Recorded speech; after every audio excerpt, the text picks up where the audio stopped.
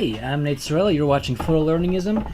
Brand new episode today, live and out there for everybody to see. I wanted to do something a little different this time and just kind of reflect back on some of the previous photo shoots I've done, going out into the cold and braving some of the elements. So I'm going to kick off with a throwback to actually a year ago when I was checking out Fishkill Creek and almost losing my footing every other step. So enjoy, check it out. Experience the other end of all this, me. And you can see just how much I'm struggling here.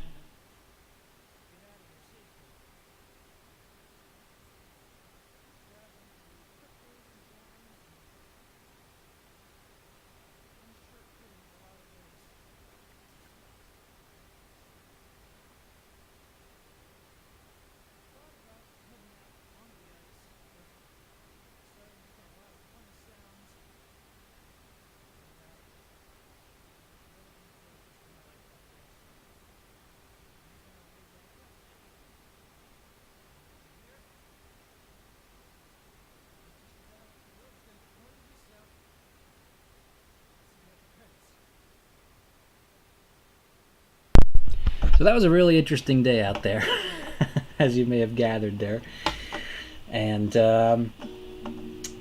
really slippery. So that's the kind of stuff I used to do and kind of still do, but maybe not as dangerous. I don't know. As I get older, I guess I'm losing my appetite for danger. So we're also trying something else different. We're trying the wide screen view, so you can see both my arms in case I fling them out using my Italian DNA here. That's in my nature. Raisin Knight, hello! Welcome! Good to have some company. We're just going to dig in here and get started. Glad you're here.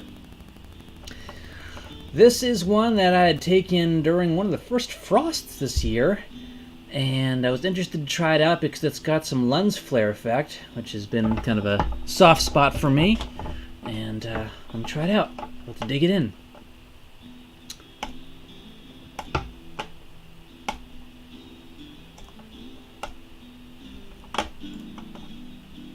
See what we can do. Keep hoping that snow will come back, not just because I want to take pictures of it, but just because I happen to love snow.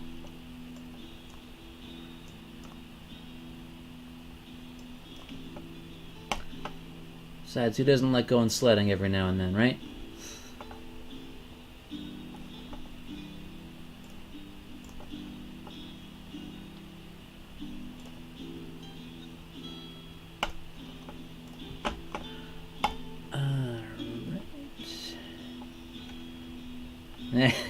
I hope so.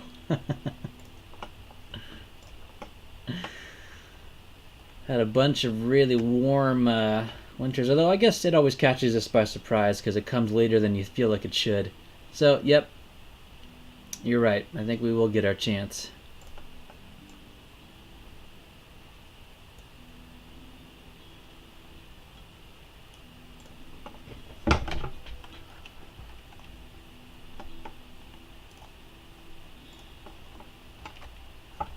Let's brighten that up some.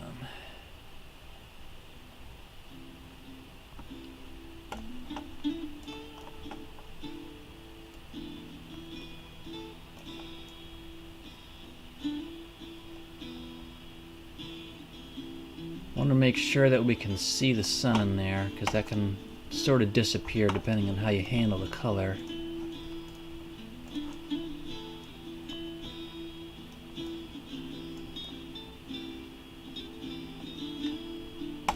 There we go.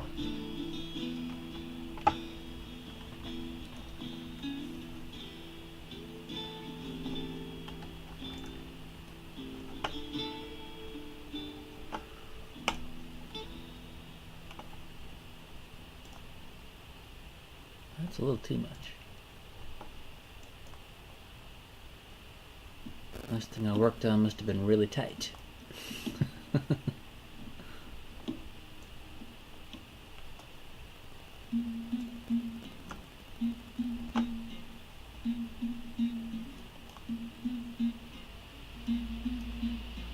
I may have to do this in 2 different passes. So I wanted a little bit of that, not a lot, but trouble with doing vignettes is that sometimes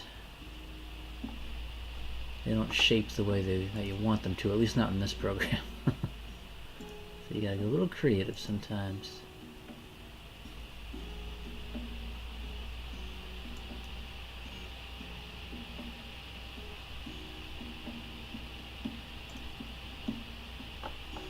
I'll do it again.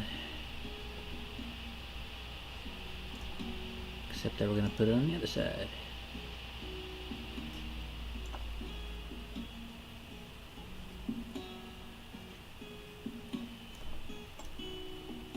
Okay. Kind of feel like it's a good start, but I'm losing the sun. Kind of the circularness of it.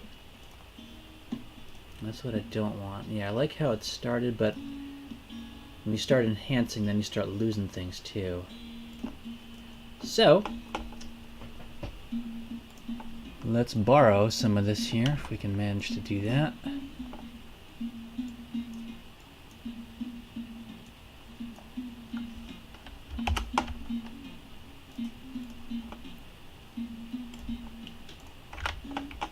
This will be one of those experiences where we actually do a little bit of post magic here and see what we can do with it here.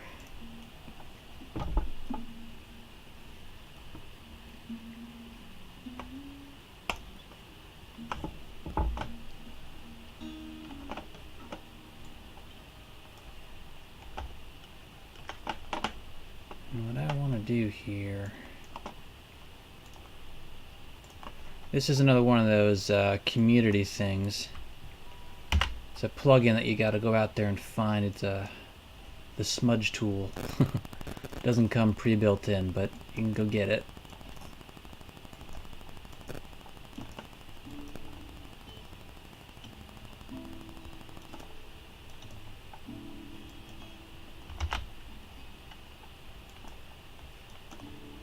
A little too much.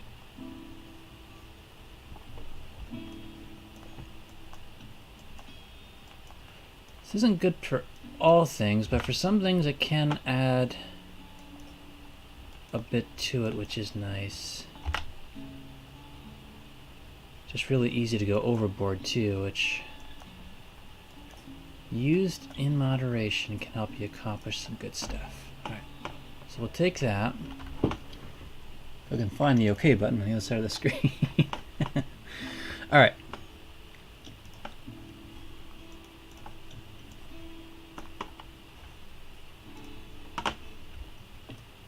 We need to adjust this just a bit here.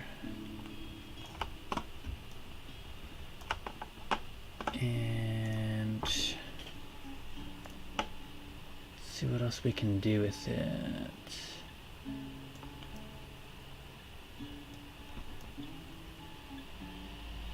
Don't want it to be so blown out that we lose it completely, but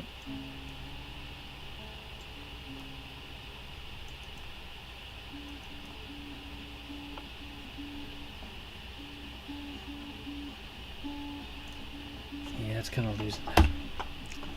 The first thing we got to do then is actually dress this up some more.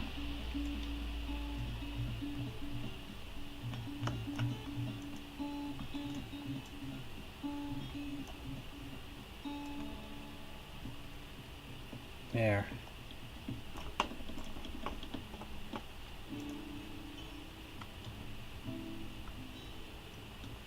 There was a special tool here, another one that I wanted.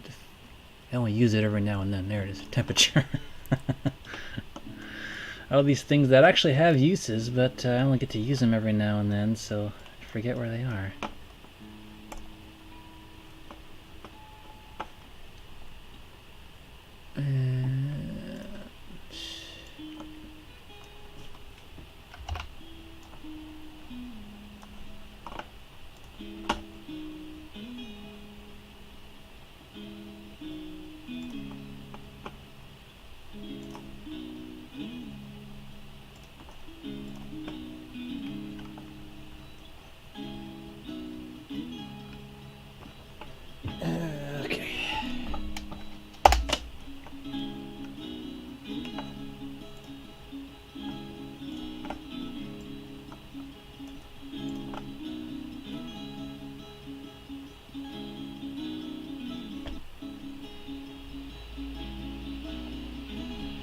Back in the smudge.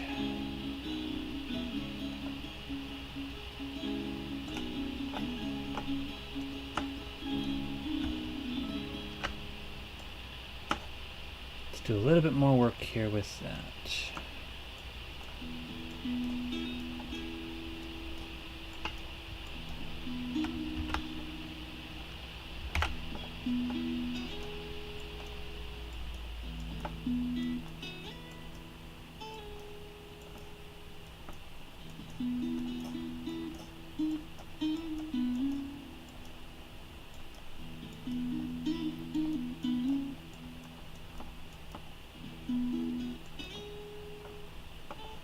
Back off our pressure here.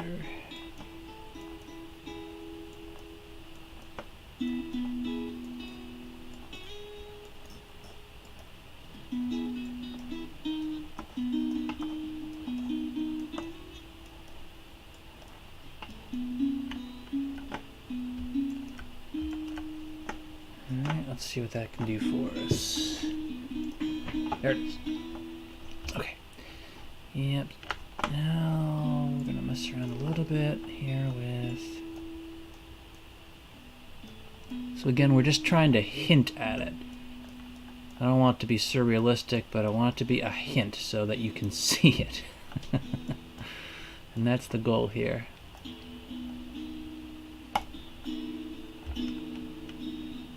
Now we're starting to see it. Yeah.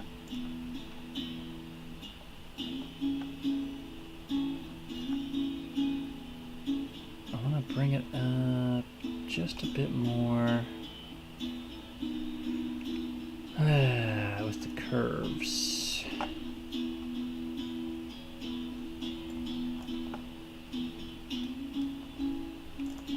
Get rid of that one.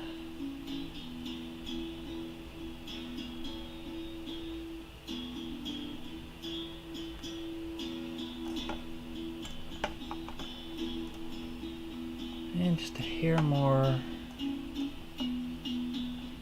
that. A little more blur. Okay.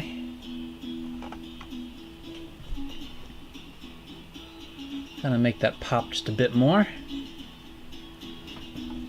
Alright. I had this habit of leaning forward as I get into my work, so I just realized my head was dropping out of the picture. So here I am. Okay.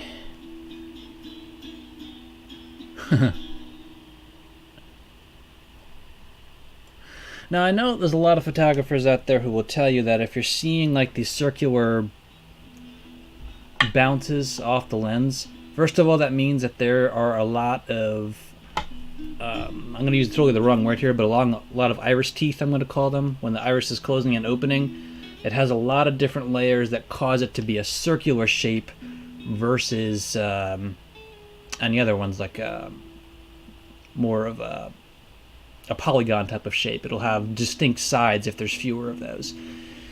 But also they'll say that that's not a good thing, that there's a resulting smudge or something on your lens. Personally, I love it. I just think it adds such a neat surrealistic effect to it. But that's my 2 cents, and that's where I come from. Hello, Stuart. How are you? Welcome to the live cast. We were just recreating the sun.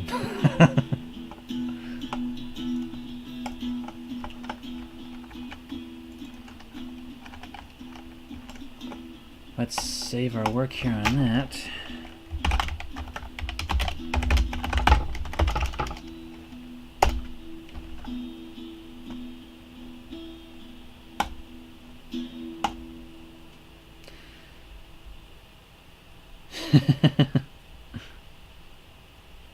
Doing your rounds? Yeah? What's new in photography for you?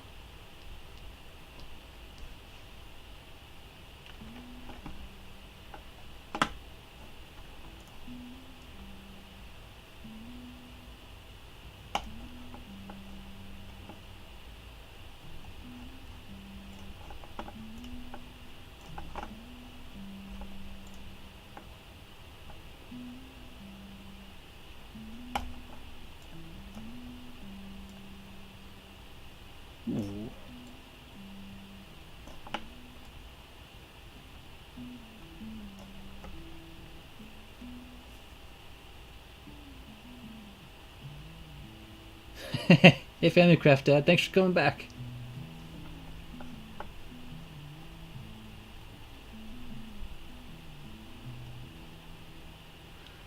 Yeah, that's another way to do it, I guess.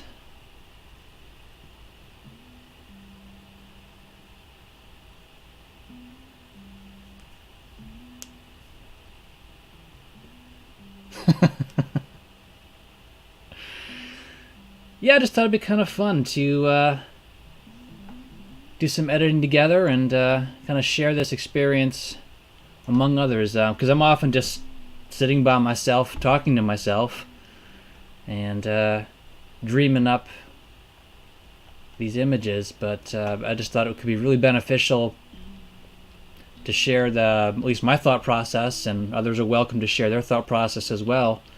And my goal would be that we can all enjoy photography and possibly help each other become more developed in our styles.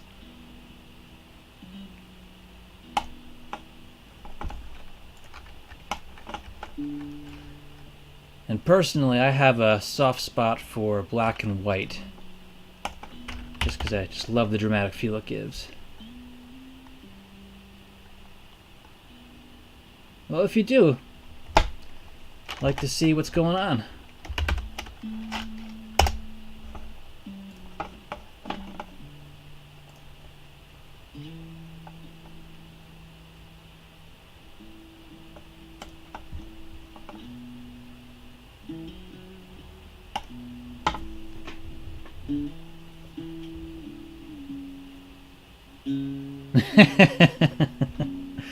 yes, Raisin Knight. We just had a big trip out to Pennsylvania, catching up with family, and it's always a big eating event. So many of us have a lot of calorie processing to do.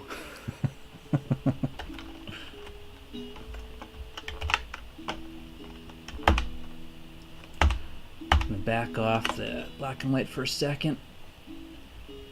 Lately, I don't know. I used to think down on sepia, but lately, just I don't know. The brownish tints have been really capturing me. Oh, cool. Yeah, I'll have to check out your streams there, Stuart.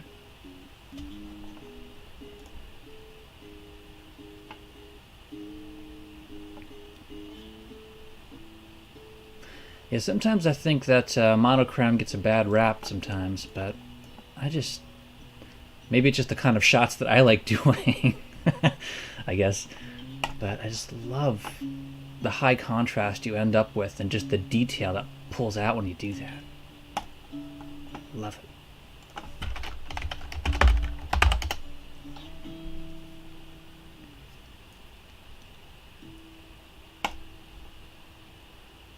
Cool.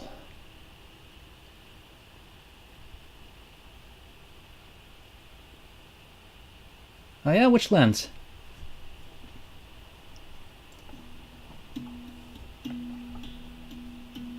I was thinking about branching into telephoto for the first time.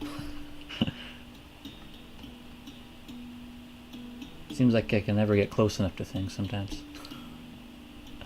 Because my other passion is macro.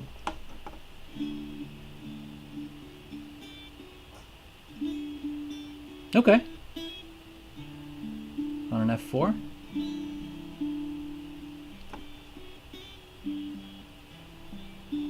Sounds like a decent range.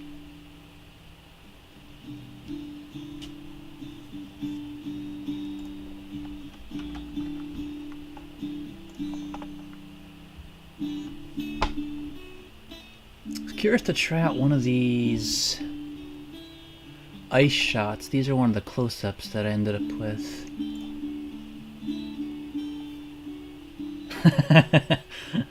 Yeah, that's bridging into the telephoto. That must be a really, really nice close shot. I wanted to try shooting like wildlife, like birds or other things, but they're always so skittish that, you know, with the lens I have, and that ends somewhere in I think in the 50mm range, which is not that close. It just you lose them, you know. So something about these, I got really close to it. I love the kind of the diffraction of the ice, and I was trying to find a good shot of it. It kind of reminded me, I want to say, of like Mount Doom or something. But it really has a unique life to it. Not even sure which one I want to tackle here. These things are about the size of my, maybe my thumb, or maybe just the inside of my palm of my hand, by the way. These are macro shots.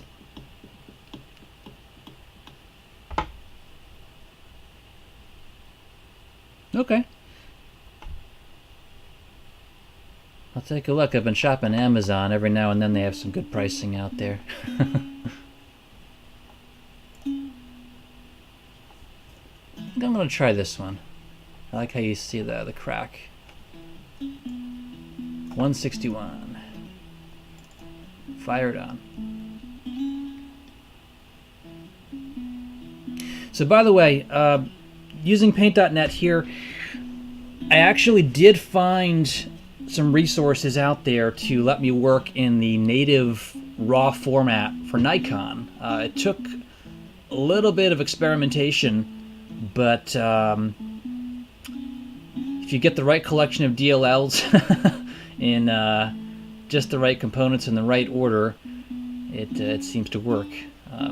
And it wasn't like I went out there and I had one package that just magically made it fit. I actually had to get components that I went fishing on for a while out there. And I feel like I did a post on that somewhere. I think it's out there in my Dropbox, maybe. I'm going to try a little rabbit trail here while we're talking about it. D750? Okay. Yeah, I'm shooting on a D5300 right now, which has worked out really good for me. I've had just kind of like a hop around journey. I was so anxious to start playing around with photography that I actually started on an iPhone 4S. And it's nothing stellar, but it was enough where you felt like you could exercise some creativity. And after I got frustrated enough with what it couldn't do, then I moved up to a Coolpix, and then I took a leap over to one of the more pro-grade ones. That's good, you have some backups there then.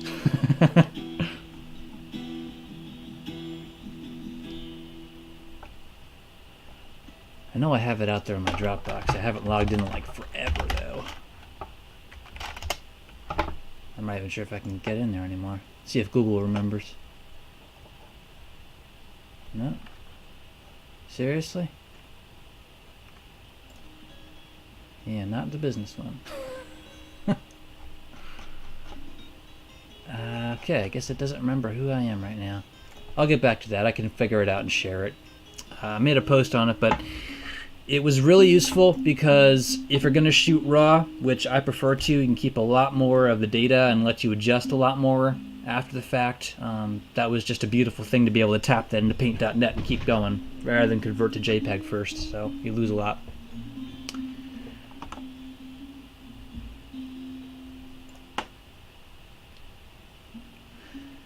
So Raisin Knight was did the eclair cake come from you guys? Was that your dad?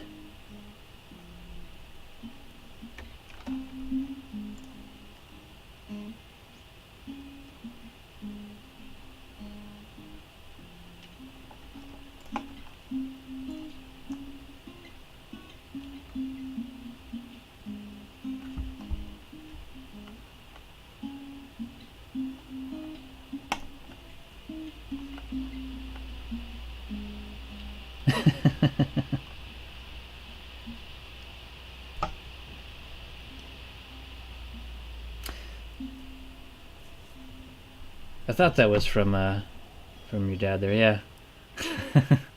Nice. 120 gig, yeah. Depends on the trip there. That I guess I haven't really done any long-term trips. I do a lot of local stuff because family and a day job. This is something I do on the side, but yeah, I have a 64 gigabyte card, and I just get in the regular habit of every time I do a shoot, I just empty it off and keep on going. And that's served me pretty well.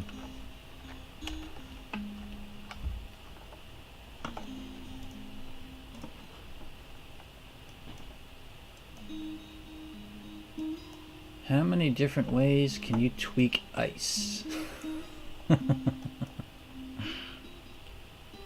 Yeah, they start to stack up depending on the res you're shooting there. These, what are these at? That's a good question. Yeah, these average between 18 to 20 megs.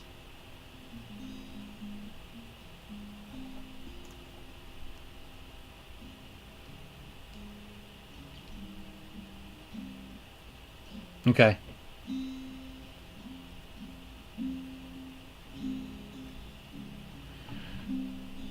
It's a little higher than I ventured for the moment.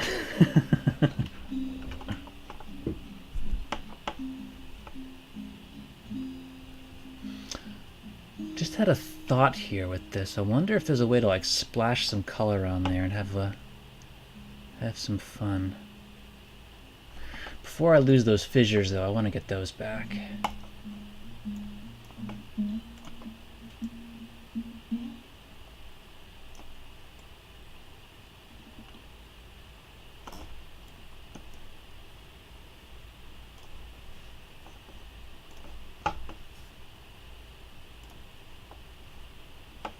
Okay.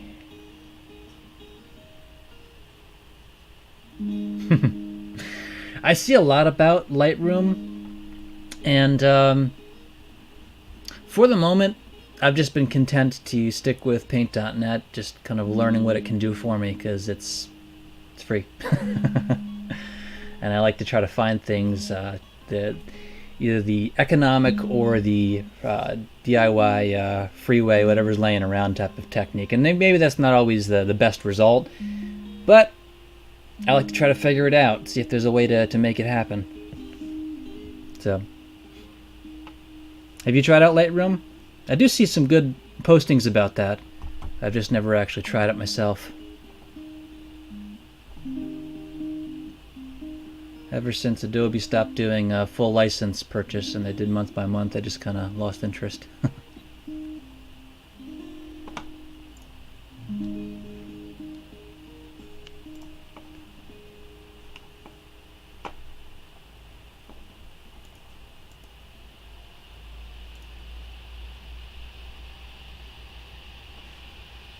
Okay, yeah. Hey, Family Craft Dad, you're back.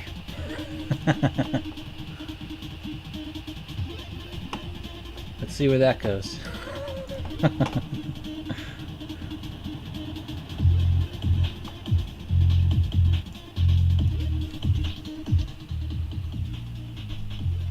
Okay. Yeah, it wasn't a lot, but it was still just the reoccurring cost that kind of turned me off. I really missed the days where you just bought your license and you had your software. I know those are going away, but I miss them.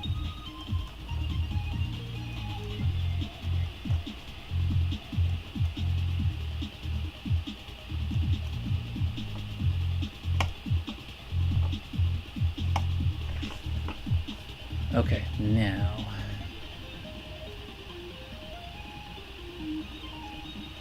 Capture one? What's that?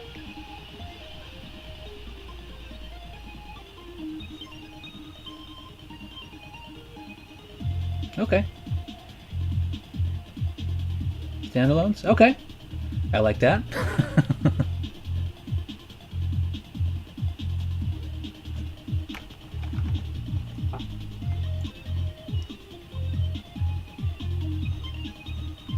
Let's see.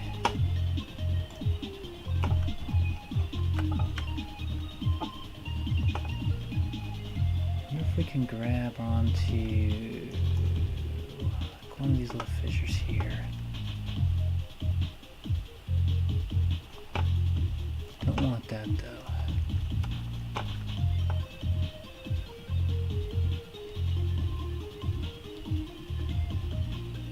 Post-processing, okay. I'll have a look.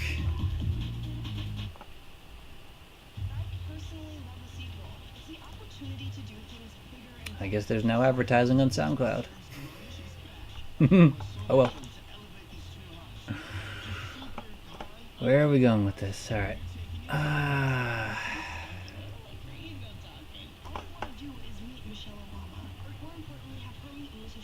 start with a sphere. It's usually a good place to start. Actually, probably what I should do is grab a color from within. That makes a lot more sense. Let's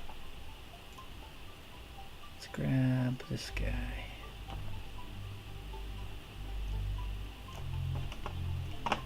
Alright, let's see. Oh, did I just throw it off? Whoops.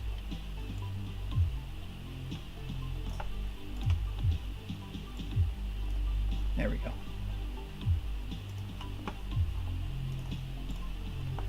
Alright.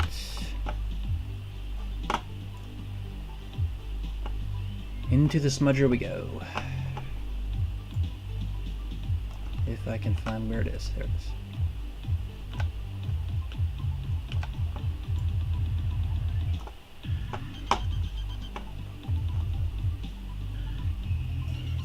Brush is a little too big. Now it's too small.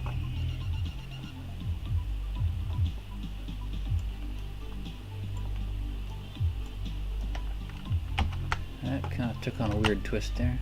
Hang on a second.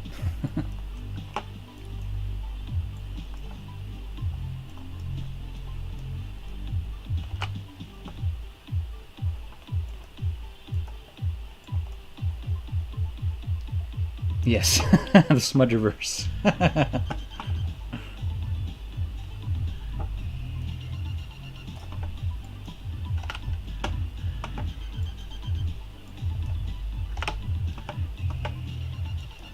So we can draw out here.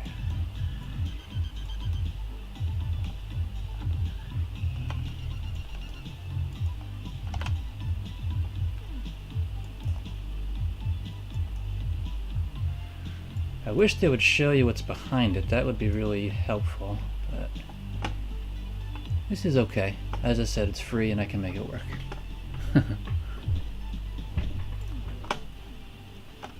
Alright, now I think what I'd like to do is dupe that and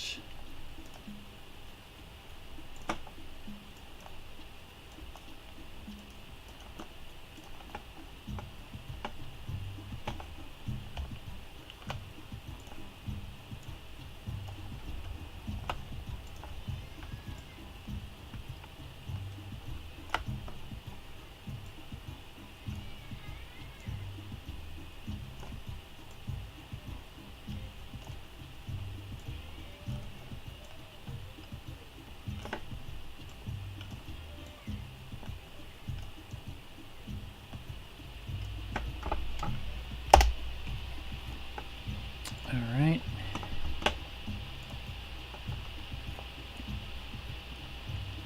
So we're going to try this two different ways here.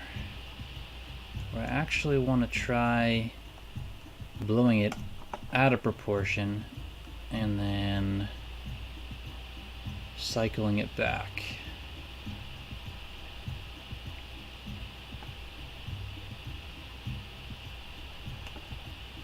I think that was a little bit too much.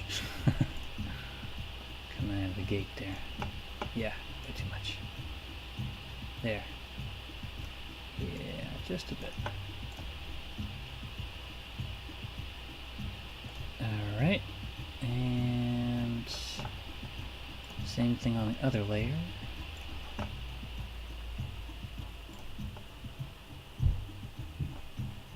And then I want to do kind of an inverse to kind of see if we can grab it. I don't want to say that I want to make it grainy, but I'm kind of after that sort of effect.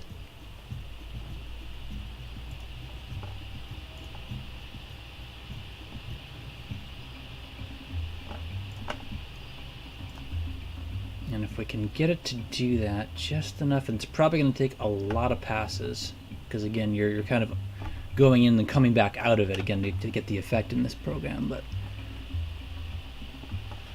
while we're experimenting, let's be wild. Let's experiment.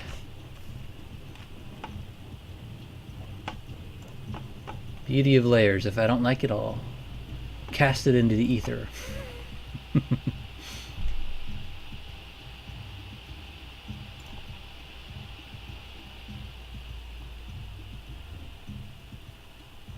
Okay, so let's see how we're doing here. What does that look like?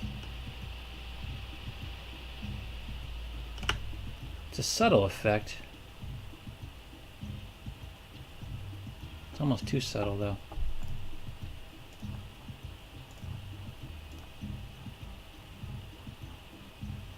Kind of makes it look more like glass.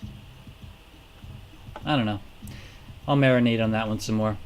Haven't quite figured out where it is I'm trying to get to with that. But it's a start. Let's save that.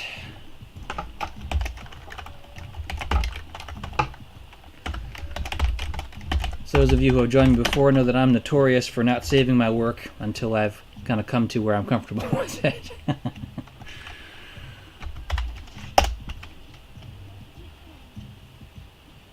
All right. There we go. And with that, I think I have to take a pause or probably a break because I hear my kids in the other room asking for things. So thank you so much for joining me. It's been a lot of fun trying this out, meeting some new faces out there, and I hope to see you again. We do streams every Saturday night, 9 p.m. Eastern. And yeah, let's have some more fun. Hope to see you again next time. Thanks for joining me.